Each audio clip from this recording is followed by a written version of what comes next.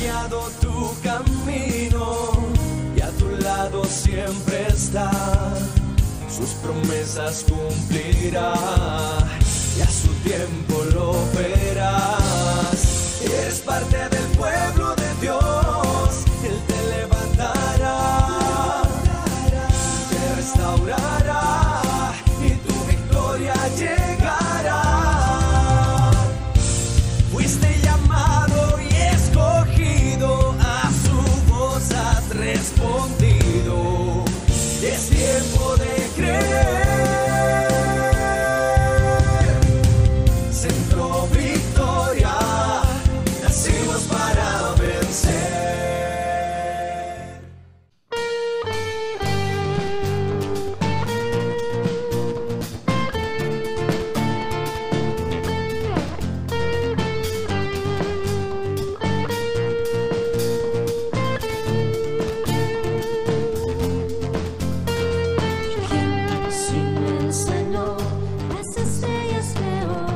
Su luz limitó. ¿Quién sino el Señor? Sol y luna formó, movimiento les dio. ¿Quién sino el Señor? Hace la lluvia venir, truenos rugir, sus obras grandes son. Dios poderoso,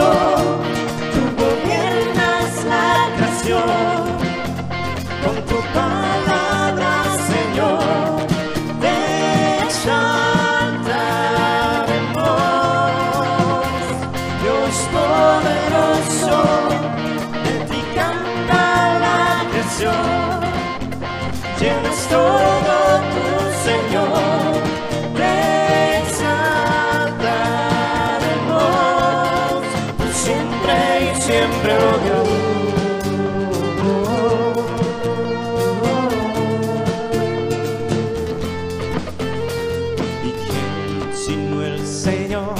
Soñado en un plan para el hombre salvar. ¿Quién sino el Señor limpiará el pecado con su sangre y amor? ¿Quién sino el Señor puede dar vida y salvar por una cruz? Sus planes grandes son. Dios poderoso, tú gobiernas la creación. Con tu palabra, Señor, te exaltaremos. Dios poderoso, de ti canta la creación. Llenas todo tu Señor, te exaltaremos por siempre, siempre, oh Dios.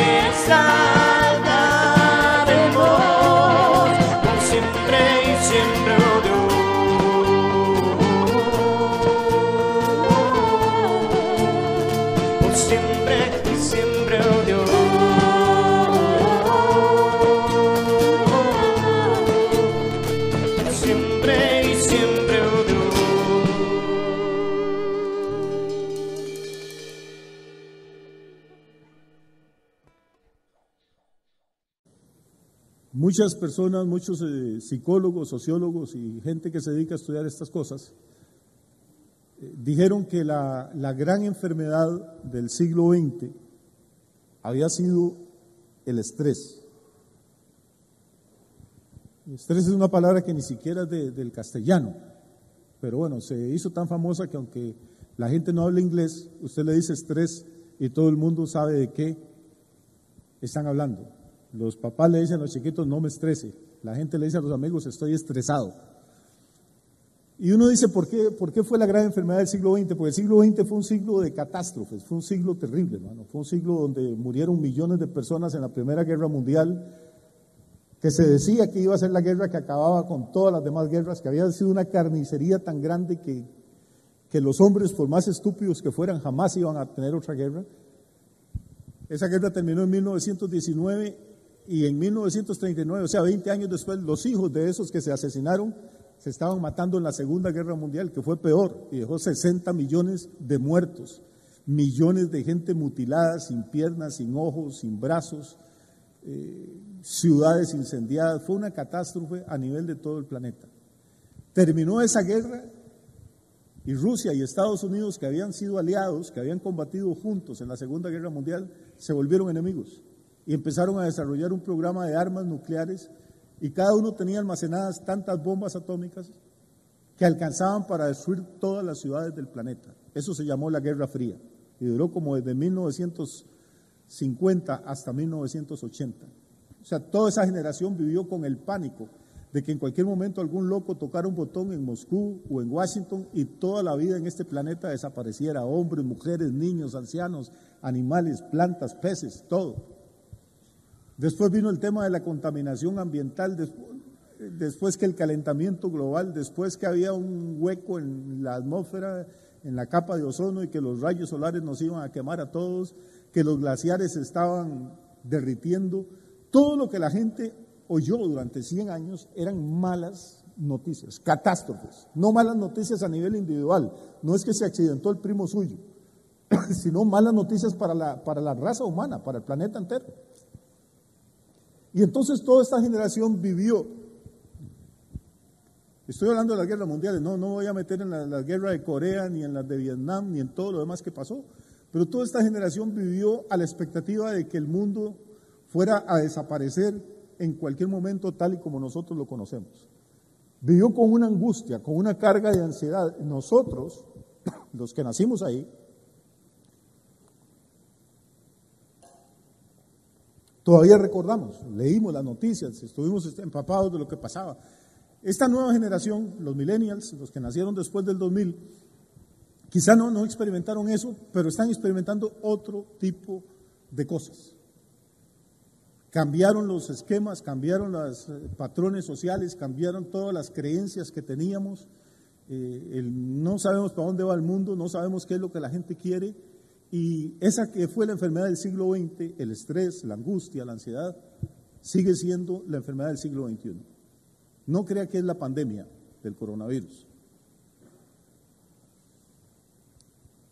La angustia, el temor, la ansiedad, siguen siendo una enfermedad a nivel global. Y una de las cosas que están preocupando ahora a los médicos, que están preocupando a los psicólogos, a los psiquiatras, es cómo tratar a los millones de personas después de la pandemia. Ya no de problemas respiratorios, ni nada, sino de problemas emocionales. Tenemos año y medio que nuestros niños y nuestros adolescentes no pueden socializar, hermano, que en la etapa más importante de la vida. No pueden ver a sus compañeros de escuela, no pueden ver a sus compañeros de colegio. Tienen que vivir encerrados en las casas. Les dicen que no se puede pasear, que no se puede salir, que la muerte los espera en cualquier estornudo, en cualquier tos, en cualquier pujido, que entrar al supermercado puede ser mortal, que manejar después de las 8 de la noche puede causarles cosas terribles. No solo hay temor en el siglo XXI, sino que se puede decir que ahora es mayor y es más generalizado. Son más los millones de personas que los padecen y temen que cuando se logre controlar lo del virus, la pandemia que sigue sea una de enfermedades emocionales, psíquicas, que van a desarmar a la gente. De eso es lo que quisiera hablarles esta mañana. No sé si les interesa, pero yo creo que es importante. Aunque usted no esté nervioso, no esté asustado, va a conocer a mucha gente así y usted va a tener que ayudarle. Puede que en su familia haya personas así. La Biblia tiene mucho que hablar acerca de esto, de este tema. Y yo quisiera hablarles hoy un poquito acerca de la ansiedad. Hay una canción muy bonita, hay un bolero que se llama así, pero no es eso. Si yo digo ansiedad, yo creo que todos sabemos de qué estoy hablando, ¿no? No. Definirlo ya cuesta un poquito más. Así es que como yo no soy psicólogo, pero voy a tratar de manejar esto de forma que nos quede claro a todos. Vamos a definir la ansiedad como una especie de temor o preocupación que nos afecta no solo emocional, sino también físicamente. Ahora, el temor y la preocupación son cosas normales. No hay nada malo en estar preocupado, no hay nada malo en sentir temor ante ciertas circunstancias. No sé, yo estoy en el campo y veo una culebra y aunque sea una solda con solda, a mí me da miedo. Tenemos como ese instinto y eso es bueno porque nos ayuda a sobrevivir, nos ayuda a cuidarnos. Yo le tengo temor a las alturas. Me parece que es un temor racional. ¿Por qué? Porque si uno da un mal paso, se resbala o le da un desmayo ahí arriba, pues se rompe la cabeza o la espina dorsal abajo. Entonces, hay temores que son lógicos, que son normales, pero hay temores que se vuelven irracionales y que nos causan serios problemas. A esto la gente le dice fobias. Es cuando es un temor irracional. Si usted me dice, pastor, vi una serpiente terciopelo y me dio mucho miedo, yo le digo, yo también. Si me dice, pastor, vi una araña y empecé a pegar gritos y me subí a una silla, ya a mí eso no me parece normal. A menos que sea una tarántula. Pero hay gente que le tiene miedo a los ratones, le tiene miedo a todo, a las cosas más extrañas.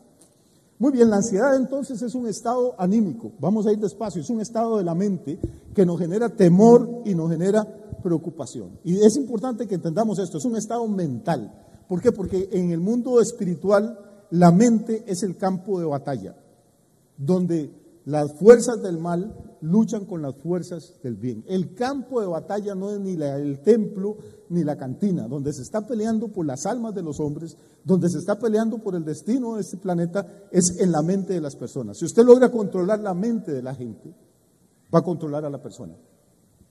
¿Entendemos esto? No.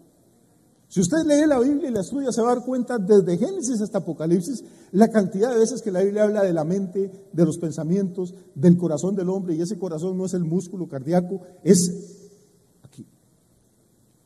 Dice como son los pensamientos del hombre, así es él. Somos el producto de lo que pensamos. Si sus pensamientos son de angustia, de ansiedad, usted va a ser una persona nerviosa, timorata, todo el tiempo va a estar asustado, todo el tiempo va a estar preocupado por algo, que si se le meten los ladrones, que si se le quema la casa, que si sale a manejar en el carro y se estrella, que si es una cosa terrible. Y hay millones de personas que viven así. Entonces ya deja de ser la preocupación normal, temporal, y se convierte en un estado crónico, en un estado que lo lleva a la depresión, que le hace perder el gusto por la vida, que le hace perder el propósito suyo y que termina hasta desconectándolo del Señor, de la iglesia, de la Biblia, de la oración y de todas las demás cosas. No hay ningún pecado en preocuparse, no hay ningún pecado en estar ansioso ante circunstancias normales y siempre y cuando eso sea temporal. Ahora, ¿esto es claro o no? Si usted habla con un médico, probablemente le va a decir que muchas de las personas que llegan a su consulta o que llegan a consulta externa a un hospital padecen algo que se llaman enfermedades psicosomáticas.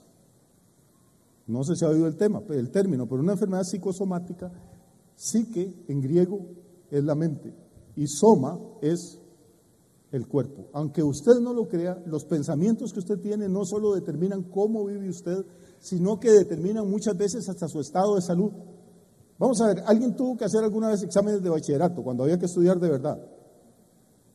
Y que no lo dejaban allá en una calculadora, ni forros, ni nada. ¿Se acuerdan lo que uno siente unos días antes del examen?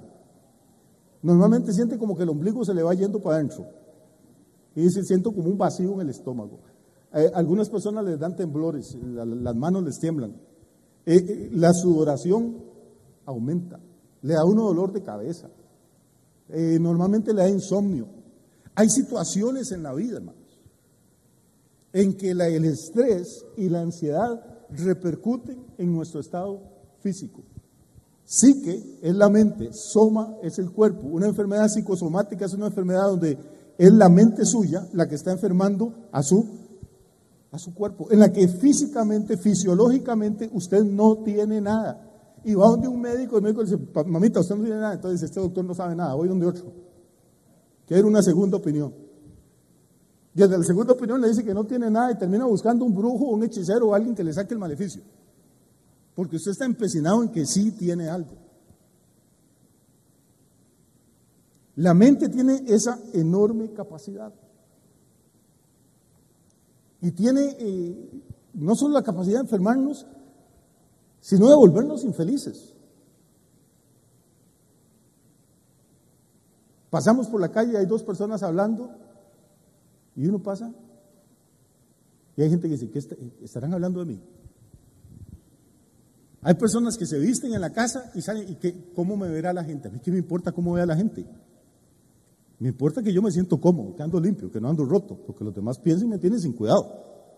Si alguien se ríe cuando uno entra, entonces automáticamente su mente le dice, se están burlando de vos. Si están hablando en una habitación y usted entra de pronto y se callan, entonces la mente le dice, estaban hablando de vos. Debe ser terrible vivir así. A estas personas les cuesta socializar, les cuesta tener amigos. La ansiedad causa todo este tipo de problemas. Se convierte en una carga.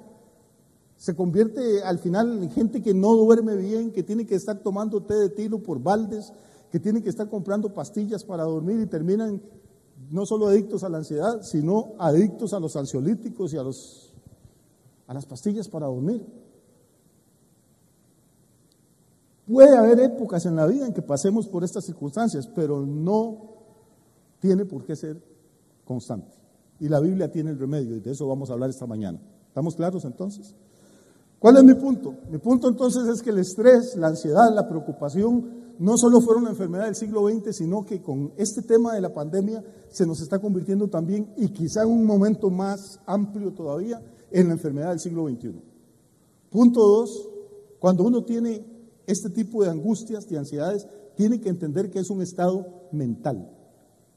Cuando usted está así, usted todo lo ve mal, a su familia la ve mal, le parece que la gente no lo quiere, le parece que otras personas se burlan de usted, que todo el mundo lo critica, que nadie lo soporta. Usted empieza a crearse un esquema, un cuadro donde va teñiendo su mundo de oscuro, de negro, y finalmente hay personas que terminan suicidándose o intentando quitarse la vida, o empiezan a meterse en una serie de conductas autodestructivas, a emborracharse, a drogarse, a hacer una serie de cosas que al final van a terminar complicándoles de verdad la vida.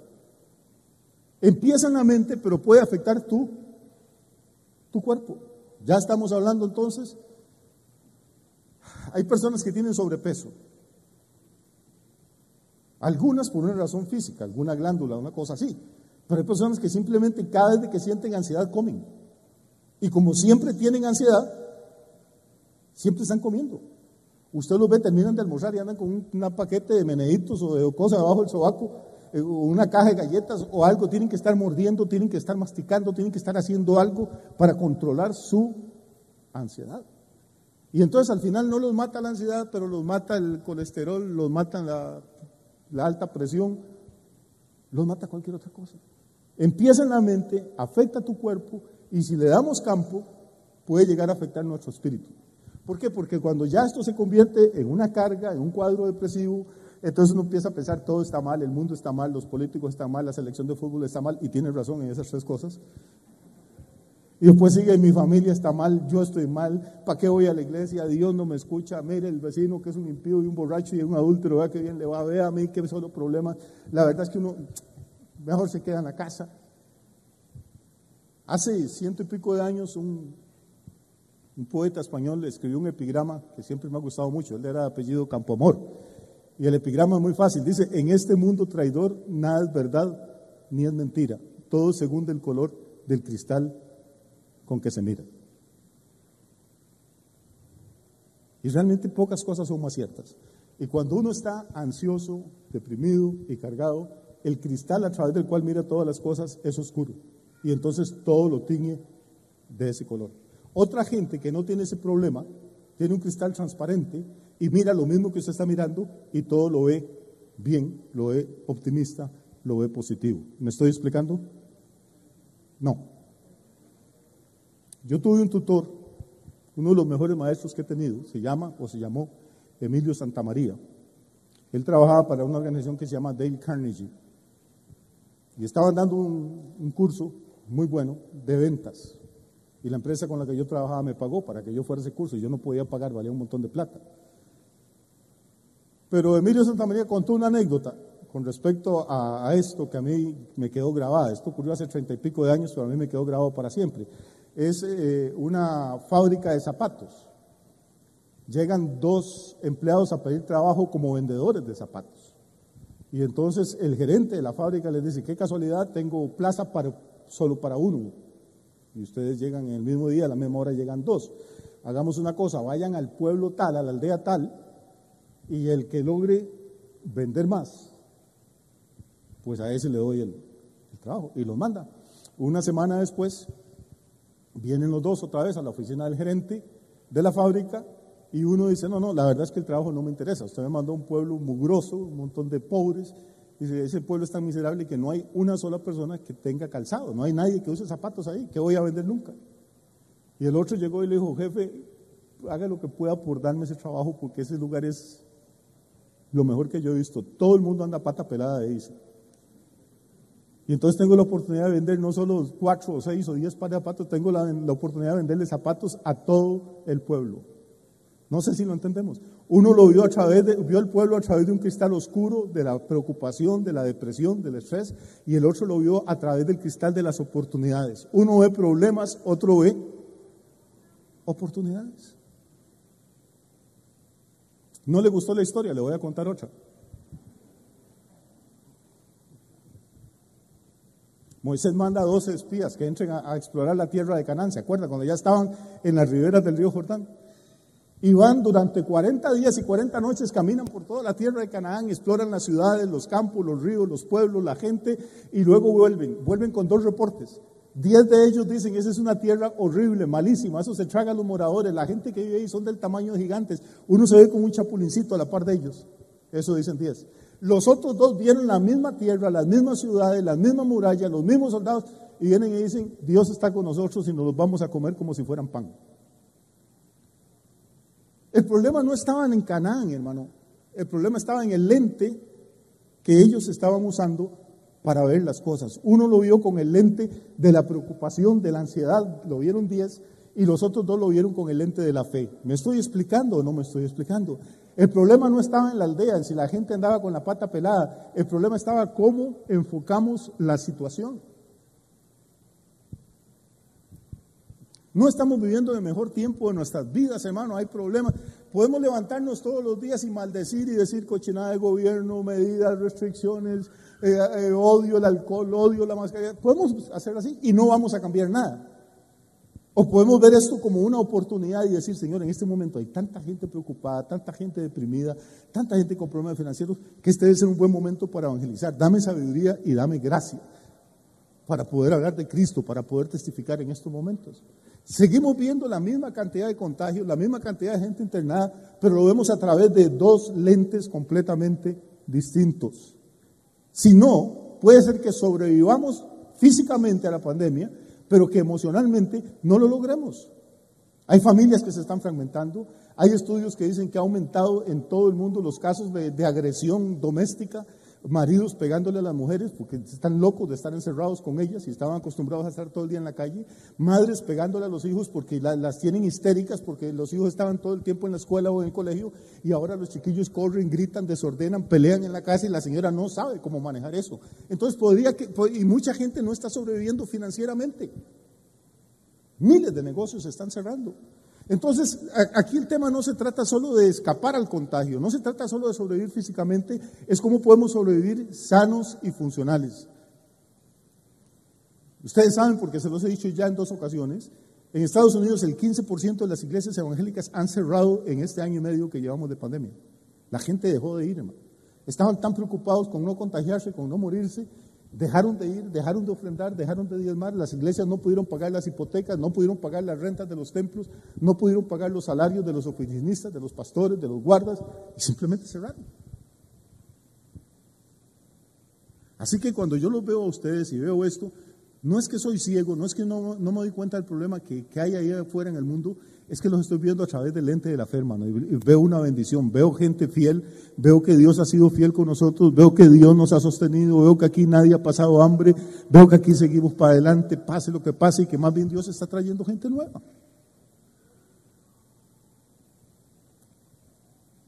Ahora bien, como este no es un problema ni del siglo XX ni del siglo XXI, sino que ha sido un problema eterno, el de la angustia, el de la preocupación, el de la ansiedad,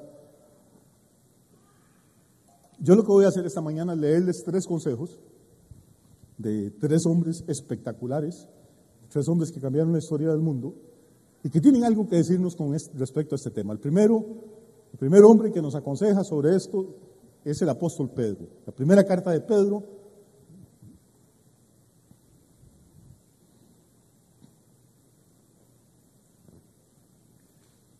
capítulo 5, el versículo 7, por favor. Leámoslo desde el 1, porque está bonito, ya que lo puso ahí, pues leámoslo desde el 1, tenemos tiempo. 5:1. Dice Pedro, ya viejito, dice: ruego a los ancianos que están entre vosotros, yo, anciano también con ellos, y testigo de los padecimientos de Cristo, que soy también participante de la gloria que será revelada. Apacentad la grey de Dios que está entre vosotros, cuidando de ella, no por fuerza, sino voluntariamente, no por ganancia deshonesta, sino con ánimo pronto, no como teniendo señorío sobre los que están a vuestro cuidado, sino siendo ejemplos de la grey. Y cuando aparezca el príncipe de los pastores, vosotros recibiréis la corona incorruptible de gloria. Igualmente, jóvenes, estad sujetos a los ancianos, y todos sumisos unos a otros, revestidos de humildad, porque Dios resiste a los soberbios y da gracia a los humildes. Este es un versículo que hay que aprenderse de memoria. No tiene que ver con el tema de hoy, pero es clave, hermano. Oiga lo que dice Pedro: Dios resiste ¿a qué? A los soberbios y da gracia a los humildes.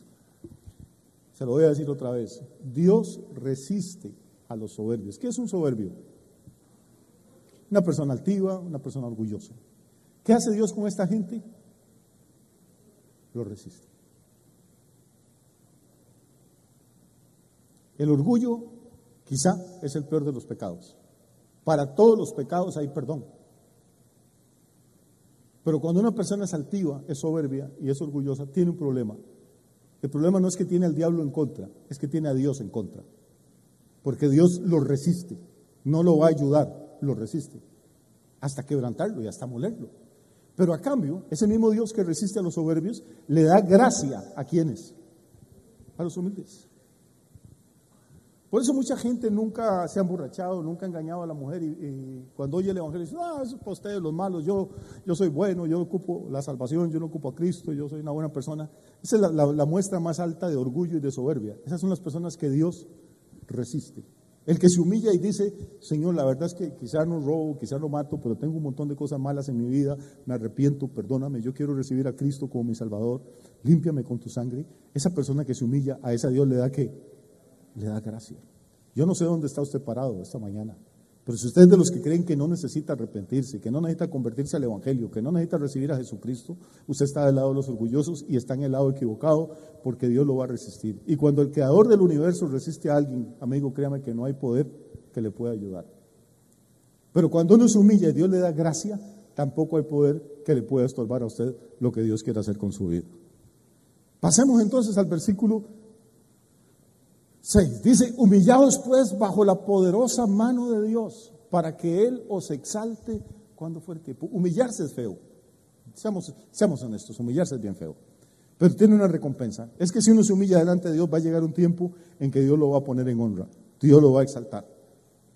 Y aún la gente que lo vio a usted humillado, lo va a ver después bendecido, lo va a ver prosperado, lo va a ver honrado por Dios. Y cierra este capítulo 5, el versículo 7, que es extraordinario, y ese sí tiene que ver con el tema. Dice, echando toda, ¿qué?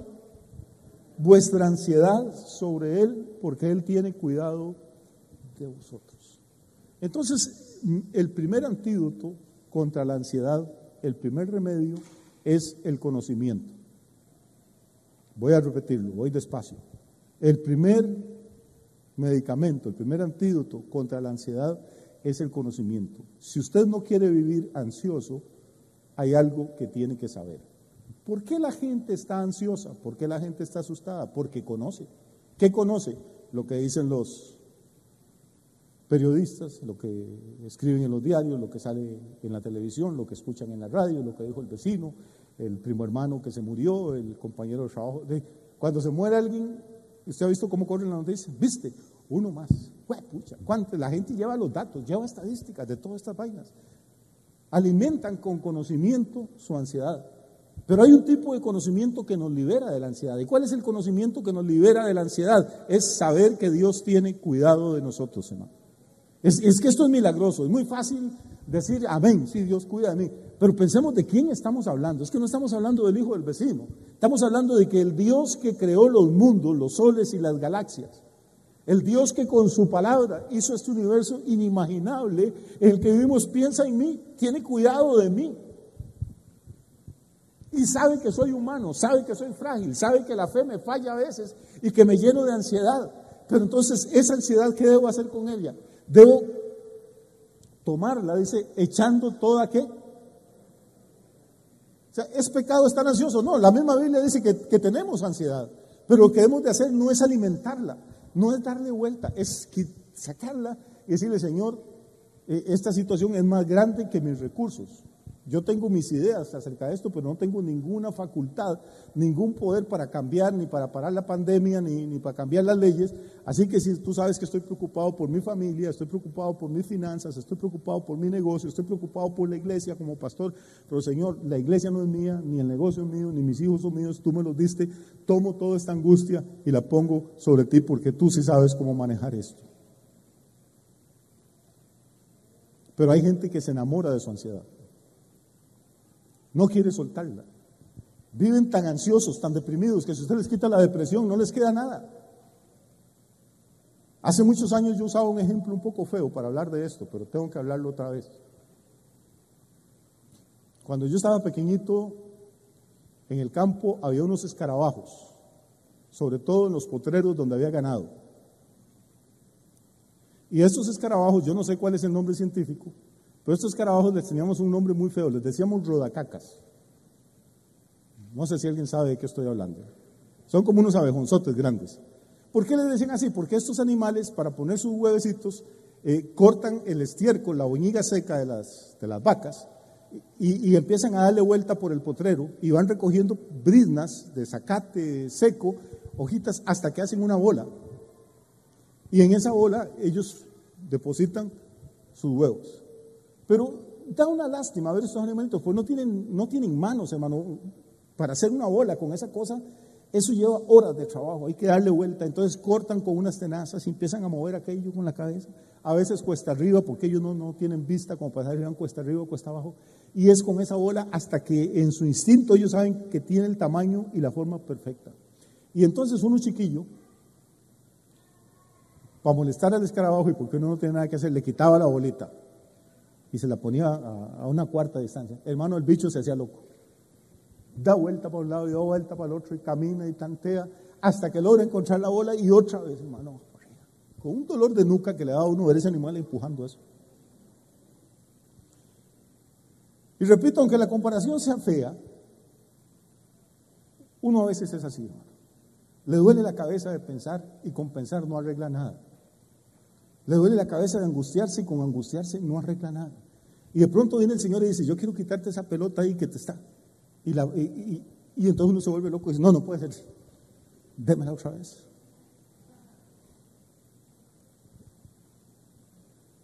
Llegamos a estar enamorados de los problemas, de las malas noticias. Hay gente que no puede salir a la calle si no oye las noticias. ¿Para qué?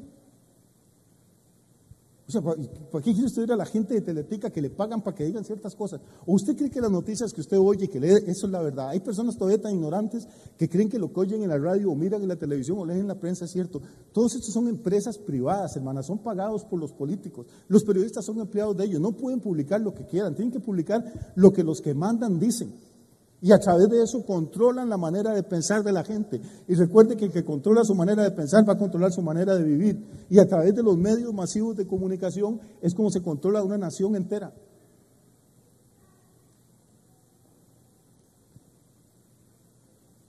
Pero estas personas que no salen de la casa, hermano, sin alimentarse de malas noticias, jamás se levantan y dicen, bueno, antes de tomar café hoy, voy a abrir la Biblia y voy a leerme 2 o 3 capítulos de la Biblia.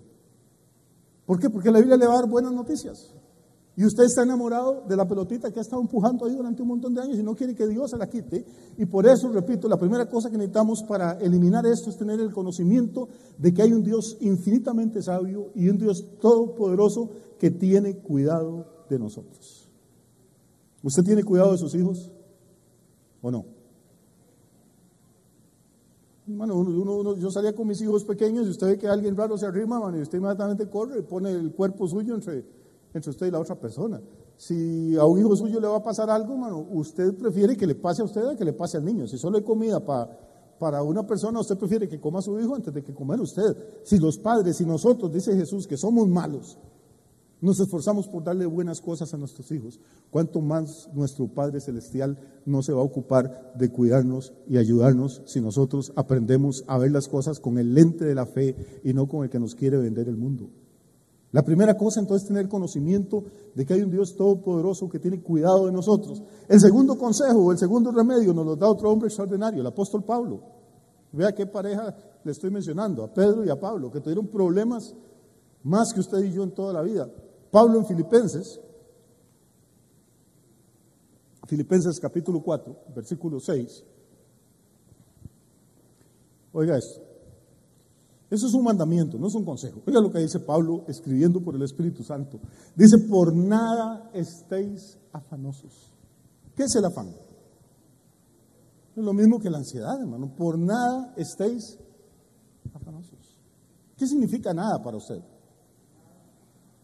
Pero hermano, nosotros es como que leemos al revés, está afanosos por todo. Hay gente que se angustia porque pierde la liga. Se le va el gozo. Perdió Brasil ayer, hermano, y no duerme. ¡Qué barbaridad! Hermano, ¿a usted qué le importa? ¿Qué tiene que ver Brasil con usted? ¿Qué tiene que ver cuál jugador de la liga lo visita a usted o le manda una parte del salario, lo llama por teléfono? Entonces son babosadas que usted mismo se mete. Es la pelotica que ha rodado durante tantos años para estar angustiado por algo. Hay gente que se pelea, se echa enemigos, que si soy mariachi, que si soy figuerista. ¿Usted cree que alguno de sus señores lo va a visitar en la casa a usted o le va a mandar $1,000,000 de pesos, se los va a depositar en el banco? No sea tontico, eso es lo que le meten a usted en la cabeza. En lugar de hacer lo que dice la Biblia, por nada estéis afanosos, buscamos cada día más cosas por las cuales afanarnos.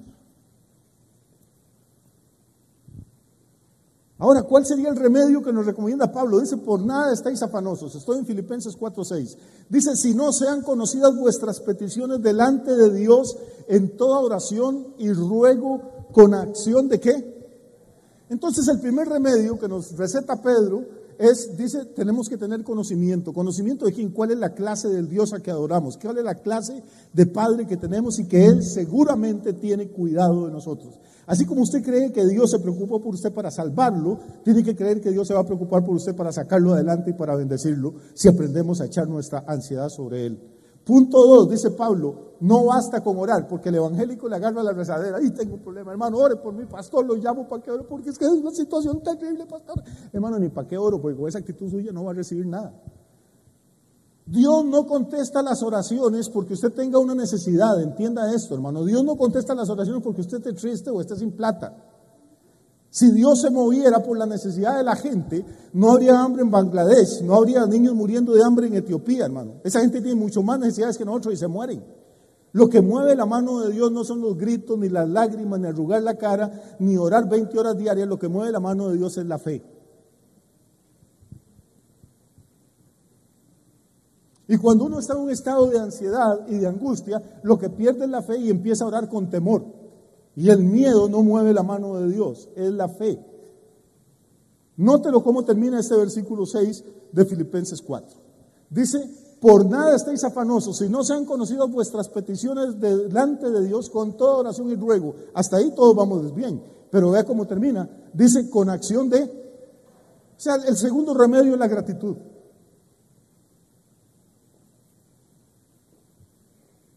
Ser agradecidos. Yo puedo angustiarme por lo que no tengo, pero también puedo ver lo que tengo y darle gracias a Dios por eso. Decirle, Señor, hay algunas cosillas que me hacen falta, pero tengo tantas que no merezco y que tú me has regalado. Estoy terminando de leer un libro como de 700 páginas de un tema que a mí me fascina, que es la historia de la Segunda Guerra Mundial. Y cuando los ejércitos nazis rodean Leningrado durante 2 años y la gente empieza a morir de hambre en Leningrado y de frío, la temperatura está a 35 grados bajo cero. Se comen todos los caballos que hay adentro, se comen los perros, se comen los gatos, después ya se comen las ratas. Y después hay miles de historias de estas, todas son reales. En una familia el señor ya está tan débil de tantos días de no comer que se desmaya, y entonces la esposa y unas vecinas, mientras él está vivo todavía desmayado, con un hacha le cortan las piernas para comerse los muslos. Donde la gente va al ropero, espero no darle ideas a nadie, donde la gente va al closet, al ropero, y saca las fajas viejas de cuero y con un cuchillo empiezan a picarlas y a echarlas en una olla con agua, con nieve, a ponerlas al fuego para que se derrita y hacer sopa de fajas de cuero, pues no tienen nada para darle a los hijos. Donde mueren un ritmo de 2.000, 2.500 personas por día de hambre, sin contar el frío, la congelación. Donde hacía tanto frío que la gente escupía y la saliva antes de caer al suelo ya estaba congelada, sin ropa.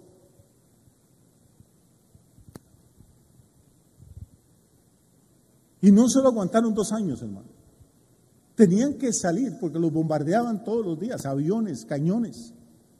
Tenían que salir a hacer en el suelo congelado con picos y palas, que en una desnutrición terrible, las mujeres, los ancianos y todo, a hacer zanjas y trincheras para que los tanques de los alemanes no entraran.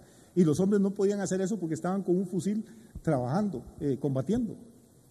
Y ahí a las orillas de las zanjas todos los días recogían 2.000 muertos. Y al día siguiente van otros y otros y otros. Y uno dice, ¿cuáles son mis problemas? Que la cama donde duermo es dura, que el perro hace mucha bulla, que el banco me está cobrando. Esas son las angustias de nosotros. Porque Dios nos ha tenido tan consentidos, tan chineados, que cuando tenemos el menor problema ya queremos desanimarnos, nos angustiamos, nos llenamos de ansiedad y nos quebramos, porque no hemos aprendido a ser agradecidos. Y déjeme decirle algo, ninguna oración suya ni mía va a llegar delante de Dios si no va bañada, perfumada, con acción de gracias. Hay un salmo que cantamos aquí a veces, uno de los salmos de la Salillá, que dice, entraré por sus puertas con acción de gracias, ¿recuerdan? Por sus atrios con alabanza. Eso es una clave espiritual, es una llave de la revelación. La forma de entrar al palacio de Dios, de cruzar la puerta del palacio de Dios, es con acción de gracias. Si no, no entra. Pero a la gente le han enseñado que es llorando, que es haciendo unas cosas horribles, tirándose al suelo, revolcándose, diciendo palabras que ni sabemos lo que quieren decir. No, la gratitud. La gente que tiene conocimiento del Dios al que sirve y que es agradecida con lo que ese Dios le ha dado, es gente que normalmente vive libre de ansiedad. Y si se angustia es por un ratico, mientras pasó el examen, mientras llegó el resultado del dictamen médico, lo que fuera, pero después vuelve a la vida normal. Y voy a terminar con el consejo del tercer hombre. Después de Pablo y de Pedro, ¿a quién espera uno que le hable? En Mateo 11 el Señor Jesús dice, y ahí está, ¿qué dice? Dice, venid a mí todos los que seáis trabajados y cargados, y yo, ¿qué? Os haré descansar. ¿Por qué? Porque la ansiedad es una carga. Es como la pelotita del escarabajo. Es como ese señor que iba subiendo ahí, hermano, por un lugar que se llama Siberia, aquí rumbo al Cerro de la Muerte, e iba con un saco de carbón al hombro, subiendo bajo una lluvia, y paró un señor en un pick-up, le dio lástima. Él iba con su esposa y un hijo en la cabina del pick-up, y le dijo, amigo, va muy lejos, y le dice, para Georgina. Dice, no, amigo, está lejos. Si quiere, se sube y lo llevo. Y era el Señor muy agradecido, se subió. Y cuando llegaron a la Georgina y el chofer del pick-up paró, volvió a ver y el Señor venía atrás con el saco al hombro, todavía haciendo equilibrio en el cajón, hermano. O sea, a veces venimos a Cristo, pero no queremos soltar el saco. Era tan fácil subirse al pick-up, quitarse el saquito del hombre y ponerlo ahí, y hubiera llegado bien. Pero el hombre no quería soltar el saco. ¿Qué dice el Señor? Dice, venid a mí los que estáis trabajados y cargados, y yo os haré descansar. Preocuparnos es normal, somos humanos. Nos preocupamos por nuestros hijos, por nuestras hijas, por la salud, por las finanzas. ¿Quién no? Ni que fuéramos superhombres para decir, no, yo no me preocupo. Todos tenemos preocupaciones. Lo que no es normal es vivir angustiado ni preocupado. Lo que no es normal es dejar que la ansiedad nos robe la paz y el sueño. Lo que no es normal es dejar que la ansiedad nos enferme físicamente, y lo que mucho menos es normal es dejar que la ansiedad y los problemas nos roben la comunión con Dios, con la iglesia, con la palabra de Dios. ¿Cuáles serían las 3 recetas entonces? Número 1, conocimiento, echando vuestra ansiedad sobre Él, porque Él tiene cuidado de vosotros. Primera de Pedro, capítulo 5, versículo 7. Número 2, ¿cuál sería? Perdón, la gratitud, la acción de gracias. Sean conocidas vuestras peticiones con acción de gracias. Filipenses 4, 6. Y la número 3 sería ¿cuál? Ahí la tienen. ¿Cuál sería? Tenemos que acercarnos. Es una invitación, dice, venid a mí. ¿Por qué? Porque cuando estamos ansiosos lo que hacemos es tendemos a alejarnos. ¿Para qué ir a la iglesia? ¿Para qué la vida? ¿Para qué estudiar? ¿Para qué trabajar? No, uno no hace nada, estamos igual. Entonces, no, yo no vuelvo al culto, yo no leo la Biblia, yo no oro. Y eso es exactamente lo que el enemigo quiere. Por eso empecé diciéndole esta mañana, ya voy a terminar. No se llene de ansiedad, ya casi termino. Por eso empecé diciéndole esta mañana que el campo de batalla es ¿cuál? La mente. Porque una vez que el enemigo lo hizo creer a usted, lo hizo pensar que la vida no vale la pena, que ser creyente no vale la pena, que Dios no le contesta, que leer la Biblia no vale la pena, que diezmar y ofrendar esas cosas no valen la pena, pues entonces ya lo tiene en el plato, ya lo tiene donde él quería tenerlo. Porque cuando el lobo quiere comerse una oveja, hermano, lo primero que hace es que corre detrás del rebaño, esperando que alguna de todas se aparte un poquito. Y una vez que se separa, lo que hace el lobo es que mete el cuerpo de él entre la oveja que se separó y el resto del rebaño. El resto del rebaño sigue corriendo. Probablemente le duela que se le haya perdido una ovejita. Probablemente la mamá de la oveja sufra o la hermanita de la oveja sufra, pero ella se separó y el lobo se mete y cuando está sola se la come. Nunca entra el rebaño a comerse un montón. Y eso es lo que hace el enemigo. Primero nos saca, nos aparta del cuerpo, ese es el propósito de la ansiedad, y luego nos come. Por eso Jesús dice que tenemos que hacer todo lo contrario. El enemigo dice no ore, no vaya, no ofrende, no lea. Pero Jesús dice, más bien, acérquense, vengan a mí, venid a mí, todos los que estáis trabajados y cargados. ¿Y qué voy a hacer? Yo lo voy a hacer descansar. Yo creo que con esas 3 herramientas, hermano, podemos hacerle frente a toda esta situación que va a pasar pronto en el nombre de Jesús. Pero para que cuando pase estemos fortalecidos, estemos sanos, estemos bendecidos y nuestras familias también. Conocer, agradecer y acercarse. Que Dios les bendiga mucho, tengan una semana muy, pero muy, muy bendecida.